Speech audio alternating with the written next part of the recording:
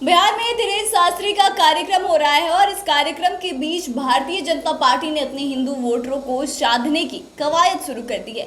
जी आपको बता दें कि यह कार्यक्रम 13 तारीख से चल रहा है। कार्यक्रम के पहले दिन से ही आपने यह ध्यान दिया होगा कि भाजपा के तमाम बड़े नेता धीरेन्द्र शास्त्री के स्वागत में लग गए थे। यहाँ तक कि भारतीय जनता पार्टी के सांसद मनोज तिवारी धीरेन्द्र कृष्ण शास्त्री के ड्राइवर तक बन गए थे। जी हाँ, हम मनोज तिवारी की बात कर रहे हैं।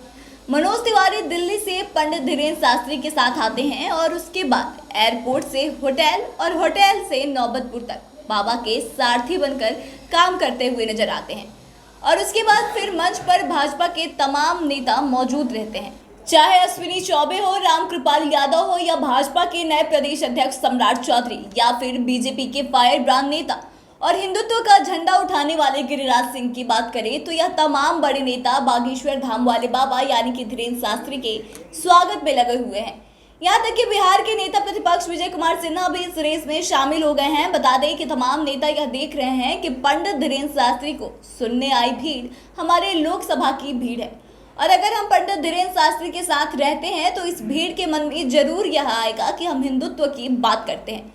कुछ दिनों से हिंदू वोटर जो है वो लगातार भाजपा से बेहद नाराज नजर आ रहे हैं। अगर खास करके हम बात करें सवर्ण वोटरों की तो वह लगातार भाजपा से नाराज ही चल रहे हैं। लेकिन पंडित धीरेन्द्र शास्त्री के कार्यक्रम में शामिल होने के बाद से फिर से एक बार हिंदू वोटरों ने बीजेपी पर ध्यान देना शुरू कर दिया है और भाजपा पंडित धीरेन्द्र शास्त्री के सहारे 2024 का लोकसभा चुनाव पार करना चाहती है। अगर हम साफ शब्दों में कहें कि पंडित धीरेन्द्र शास्त्री के सहारे भाजपा 2024 का चुनाव जीतना चाहती है तो यह बिल्कुल भी गलत नहीं है, क्योंकि बिहार में यह देखने को मिल गया है कि धीरेन्द्र शास्त्री की वजह से भाजपा हिंदू वोटरों को साधने का प्रयास कर रही है। तमाम उपचुनाव में यह देखने को मिल गया है कि जो हिंदू वोटर है वह भाजपा से काफी नाराज चल रहे थे।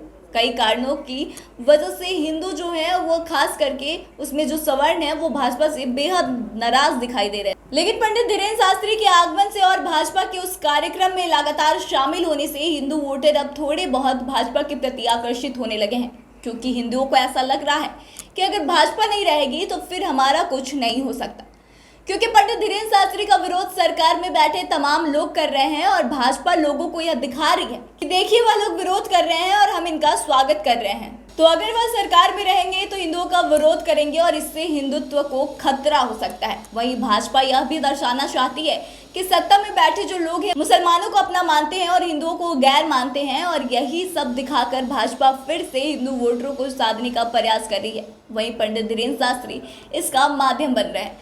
तो इस तरह से हमने आपको बताया कि किस तरह से 2024 का चुनाव में जीत हासिल करने के लिए भाजपा अपना गेम प्लान तैयार कर रही है। आपको बता दें कि धीरेन्द्र शास्त्री जब से बिहार आए हैं तब से हिंदू मुस्लिम की लड़ाई आपस में चल रही है। आपको बता दें कि एक तरफ जहां राजद की तरफ से इसका विरोध किया जा रहा है तो वहीं दूसरी तरफ भाजपा धीरेन्द्र शास्त्री को अपना पूरा समर्थन देती हुई नजर आ रही है।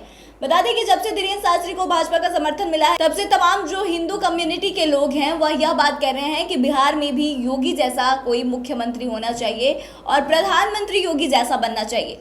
यहाँ तक कि अब तो हिंदू राष्ट्र बनाने की मांग भी जोर पकड़ ली है। तो कहीं ना कहीं बीजेपी अपने मकसद में कामयाब होती हुई दिखाई दे रही है और यह बात तो साफ है कि धीरेन्द्र शास्त्री को सपोर्ट करने से अब बीजेपी को काफी फायदा पहुंच सकता है। तो फिलहाल इस खबर में बस इतना ही। आपका इस पर क्या विचार है हमें कमेंट करके जरूर बताएं और अगर आपने हमारे चैनल को सब्सक्राइब नहीं किया है तो जरूर कर लें। धन्यवाद।